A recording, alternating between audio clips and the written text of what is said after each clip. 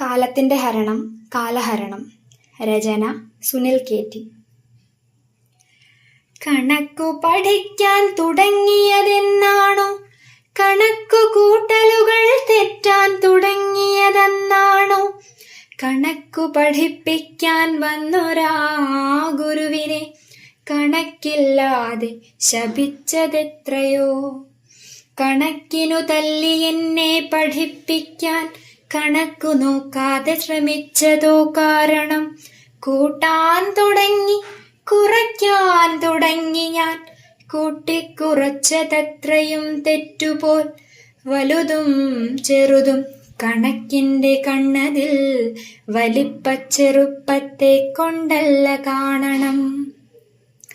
മൂല്യമന്നത് വലിപ്പത്തിലല്ലെന്നത് കണക്കിന്റെ ഗുരു പറഞ്ഞ കണക്കതോർക്കുന്നു ഞാൻ.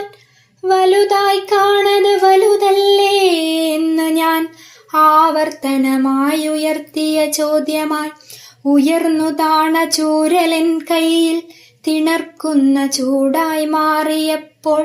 വലിപ്പമല്ല വലുത് മൂല്യമത്രേ എന്ന് തിരിച്ചറിവായ പോൽ. വലിപ്പമല്ല വലുത് മൂല്യമത്രേ എന്ന തിരിച്ചറിവായ പോൽ. കൂട്ടിക്കൂട്ടിക്കൂടി വന്നപ്പോൾ ഗുണനമത്രേ ഗുണമെന്നറിഞ്ഞു ഞാൻ. കൂട്ടുന്നതിലും എളുപ്പം ഗുണിക്കുമ്പോളെന്ന് ഗുണനഫലത്തിൽ നിന്നും പഠിച്ചു ഞാൻ. 4 വട്ടം 4 കൂട്ടുന്നതും 1 വട്ടം 4നെ 4നാൽ ഗുണിപ്പതും തരുന്നതൊരേ ഫലമെന്ന് ഗുണനത്തിന്റെ ഗുണം എന്നറിഞ്ഞു ഞാൻ. കുറച്ചും കുറച്ചും കുറച്ചല്ല സമയത്തെ കളഞ്ഞത് ഹരണമാർഗം വരെ.